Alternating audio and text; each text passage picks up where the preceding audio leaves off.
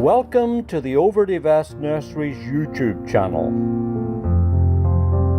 This is where we feature a wide selection of top-performing garden plants, ones that have been especially selected for their performance here in our Mid-Atlantic and Northeastern USA region.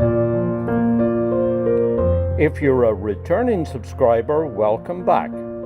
But if you haven't yet subscribed to our channel, I'd like to suggest that you think about doing so, because we're busy posting new videos all the time, and many are introducing new plants that you're unlikely to find anywhere else. And if you come across any of our videos that appeal to you, it would be really great if you could kindly click the like icon, because that will help other people find the information too.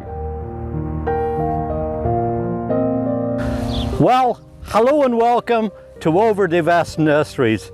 It's a beautiful day in the middle of midsummer. It's also a very hot day. Temperature needle is well into the 90s. But you know what? I wanted to take you here into our trials and testing area here on the nursery and let you see how effective white flowers are in the garden. Now, I probably don't need to tell you that these beautiful plants right here are panicle hydrangeas, Hydrangea paniculata, in many different types, sizes, and also flowering habits. Terrific, hardy, easy to grow plants. And I hope you can see that with all of these brilliant, bright white flowers, now even though it's a hot summer's day and this poor old hardy perennial is melting severely, their icy white flowers help to take the temperature down a bit and help to really brighten up and freshen our gardens. That's the importance of white in the garden. Something that those of us that have traveled to various gardens elsewhere in the world will have witnessed. Certainly if you've been to the very famous Sissinghurst Gardens created by Vita Sackville-West, you'll have seen there the very famous white garden where all the plants in there are either white or silver. Now, white is the color of purity and innocence. So along with that cooling freshness, it also brings simplicity and a sense of space as well. So if you've got a garden somewhere that's small, perhaps a courtyard or a patio or a small corner somewhere, and you feel like it's kind of just constricted a little bit, try planting out some white flowered plants, because when you plant them, particularly in drifts, you'll find that they help to kind of open up the landscape and give a definite feeling of space. For me, one of the most valuable things about using white in the garden is that it's a wonderful color, particularly going into the later hours of the day. You see, the color white helps to reflect the ambient light. So as you're getting into the evening and even into the darkness hours, you can walk out into your garden and be able to enjoy a very special atmosphere, almost serene. And in today's world, where there's pressure on us all the time, you know, alarm clocks, appointments, deadlines, not to 60 in so many seconds in our cars, drive-in areas of fast food that will get us in and out in so many seconds, just a lot of pressure that builds up during the day, the hustle and bustle of modern day living, and our bodies really weren't designed and built for that. So we need time to relax. And I know I'm very biased, but as far as I'm concerned, there's no place like being out in your own garden, in your own little bit of paradise, no matter how small it is. And particularly if you're out there with the environment and birds are chirping in the trees and you're surrounded by beautiful plants, you can release that pressure valve, just let the pressure go by, and all the car honking, the horns on cars that were honking and people that were putting pressure on you during the day, that all just washes away and you can kick back and relax and enjoy your garden. And white is a fantastic color for that. Now, I'm obviously very fond of the freshness of white too, and the simplicity and sophistication of using white in the garden. And while we're here with all of these gorgeous panicle hydrangeas, there's other white and silvery colored plants that you can use as well. And an example of that is this wonderful silvery leafed shrub here. It is in fact a willow. This is Salix Iceberg Alley, and I just love the way that this silvery foliage reflects in the sunlight to give a very nice silvery textural effect. There are 3 plants planted here. They're spreading out to make very nice ground cover. At the moment they're about 18 inches or so high, but if you wanted to keep these extra short and compact, you can go through and just shear them back, and the more you shear it back, the more they're going to grow out, and the tighter and denser and more compact these plants are. Now eventually they're supposed to get up to about 5 foot high or so, but you can see how this really makes a beautiful contrasting textural effect that really shows off all the surrounding plants around it. And because it's a willow, it's really tough and easy to grow too. And that's something that wasn't lost on Vita Sackville West when she was designing her famous white garden at Sissinghurst. She knew that she could start off the gardening year with early flowering perennials, things like hellebores. Work in some early flowering bulbs like narcissus and tulips, and then as she got into summertime, then plant things like peonies and some gorgeous white flowering roses. Take that right through the summertime with her famous weeping silver pear, and then as she gets into autumn, work in some autumn late summer flowering anemones and asters and so on. Plants that take you right through the whole of the gardening year. Now today, Sissinghurst is probably one of the most visited properties in the whole of the National Trust network. A beautiful garden, and certainly well worth visiting if you're ever that way. But you know what? You can do something along those lines as well. Perhaps not on the grand scale of Sissinghurst, but you can certainly plant some of these gorgeous flowering panicle hydrangeas. But I want to show you some other things that you might want to think about growing here in this region too.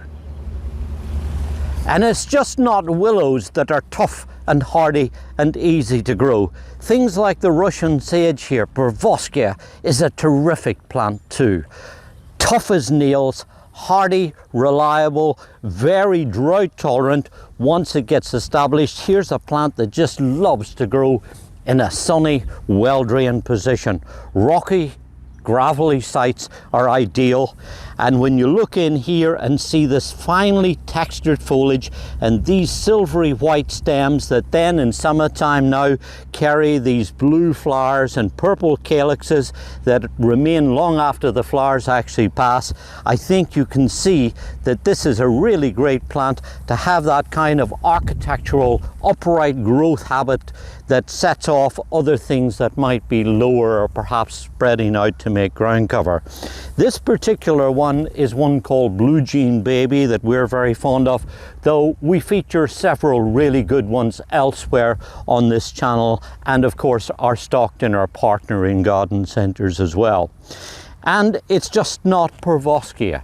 Think about things like catmints, the nepidas, really great plants. Again, love to grow in a sunny position. And the interesting thing that I've noticed is that it seems like silvery plants tend to be made up when you put them under a microscope and look at the leaves really close. You'll see that they got lots and lots of tiny little minute hairs, which is usually what causes the silvery effect on the foliage. An interesting observation that I've made is that usually plants that have that silvery, furry foliage are usually left alone by browsing deer. So if you've got deer problems, a lot of these silvery plants will be right up your alley. So think about Pervoskia, think about Nepidas, the catmins. Also, what about some lavenders? They have that lovely, tight, compact, silvery mounds of foliage too, and blue and purple flowers. Artemisias is another favorite of ours. I love this kind of soft, silky effect that you get from the foliage on those. And Powys Castle is a particular favorite of mine. Lots and lots of really great plants, including now when I think about it, lamb's ears too, stachys. It spreads out over the ground and makes that really beautiful silvery ground cover. Lots of really good silvery plants that I hope you'll be able to use in and around your garden. And on some of the shadier, damper sites, some of the variegated hostas would be really terrific too. And then if you're looking for other possibilities on the woody side of things, let me remind you of the spectacular show that some of the Deutzias put on in early summer. Deutzia Nico is absolutely fantastic in my garden. I love the way it has those long spraying arches covered, clothed with lots of pristine, beautiful white flowers. And then of course you can't forget about putting in some rhododendrons and azaleas. Those sparkling white flowers bring our gardens alive in the earlier part of the year too. And they have the added bonus, of course, of being evergreen. Then I'm very fond of the double file viburnums. Viburnum Summer Snowflake is an excellent selection that we found does particularly well right here in this region and puts on a really terrific show. And let me remind you also of the white-flowered Rose of Sharon, Hibiscus White Chiffon from Proven Winners. This is a really excellent variety and will flower reliably right through the heat of the summer. In fact, it really likes it to be on the hotter, drier shade. Remarkably drought tolerant, and it has those beautiful white, pure white flowers that put on a great show for a surprisingly long time. Now, besides planting bulbs and annuals, there are, of course, lots of different perennials that will bring wonderful, pristine, white and cooling effect to your landscape. I like to use things like the white flowering bleeding heart, Dicentra spectabilis alba. This is just a magical plant, so easy to grow, and it will last for several generations. Once you get it in the ground, it will require hardly any maintenance. Might disappear a little bit during the summertime with summer dormancy, but that's about it. But when those white flowers come out with that delicate soft green foliage, it's a magical sight.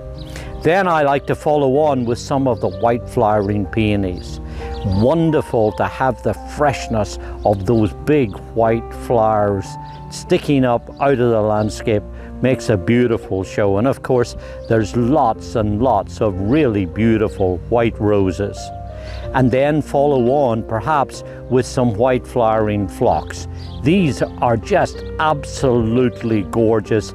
Stand up and give a brilliant display and don't take up a whole lot of space. And if you're looking to try and get something into a more shady spot, then what about using some astilbes? They are wonderful kind of light, airy plants, super for putting into a semi-shaded, moister area where there's plenty of available moisture in the soil. And there's an added bonus too, and that is that the deer normally leave those alone. I'm a big fan of coneflowers, and white flowering coneflowers are really just wonderful for giving the effect right through the whole of the summertime. And here in the shipping yard, where we're marshalling all the plants before they go out to the various garden centers, there's a couple of really nice favorites here. So I love the way that the white flowers show up so beautifully against the dark green foliage. And this outstanding variety here that's called Sunseeker's White Perfection is absolutely amazing, with its little colorette, I suppose you would call it, of multiple petals, all showing off a lovely white upright stem on thick stocky plants. This is Kismet White, which is a really very good variety too. These are young plants that still have a little bit of growing, so the flowers will be bigger when you have them in your garden. And of course this is the old-time favorite Leucanthemum Becky. Tough and hardy and really reliable and very easy to grow. This is an absolute must if you're looking for white flowers in your garden. And if you have an arbor or a fence or a trellis somewhere, then you simply have to consider planting some of the white clematis. Those climbing queen of the vines, as they describe them, are really wonderful for running up, particularly if you have a dark background. If you have a house that's got a dark colored walls, or somewhere that's really able to show off the pristine quality of those white flowers, really beautiful. And don't forget about variegated plants too, because plants like this Cornus ivory halo, a variegated dogwood, will have foliage on it right through the whole of the growing season, and as you see, put on a really impressive display. Plants like this, and Dieravilla Cool Splash, and the variegated hibiscus and several others are really valuable because they keep the continuity going right through the whole of the growing season. As long as they have foliage, they're going to be beaming out this nice white color, and makes really effective and again very easy and tough and reliable plants to grow. And then don't forget about variegated grasses too, because the variegated foliage on vigorous growing plants like this Carrick's Feather Falls makes a beautiful item for spreading out and covering the ground. This will actually take quite a lot of shade, but as you see, it's remarkably vigorous with these big long blades here of crisp green and white variegation. And if you think that one's going to grow a little too big for you, then you could plant this one, which is Carrick's Evercolour Everest, about half the size of Feather Falls. It has similar variegation, and both of these are terrific plants for putting into containers too. And if you want to take that a stage further, there's some beautiful new selections of the little blue stem that have terrific variegated foliage too. And of course there's the bigger growing Miscanthus variegatus, which would be wonderful for putting in at the back of a bed or border, or using perhaps as a centerpiece if you want to raise up and provide some sort of architectural feature in the middle of a bed or a border. Lots of really good white and green variegated plants that are evergreen and will basically last the whole season through. And the trick, of course, is to use a wide variety of plant material that's going to give you that spread of interest. Here we have a couple of really nice white flowering Philadelphus. They were covered in flowers earlier on in the year. Not only beautiful white flowers, but also an exquisite fragrance too that adds a great deal to the enjoyment of gardening. And if you'd like to find out more about the plants that you can use in your garden, I'd suggest that you scroll through the videos here on this channel, because over the years we've featured all sorts of beautiful white and silvery foliage plants that you might want to check out and then add to your wish list, and then go and visit the local garden centers who'll be able to help and advise you even more. All sorts of really good top performing plants that have been trialed and selected for their suitability for this region. This is David Wilson with a few more tips and suggestions and things that I hope will make your gardening more successful and a good deal more enjoyable. So enjoy your gardening. It's good for us and it's very good for our environment too.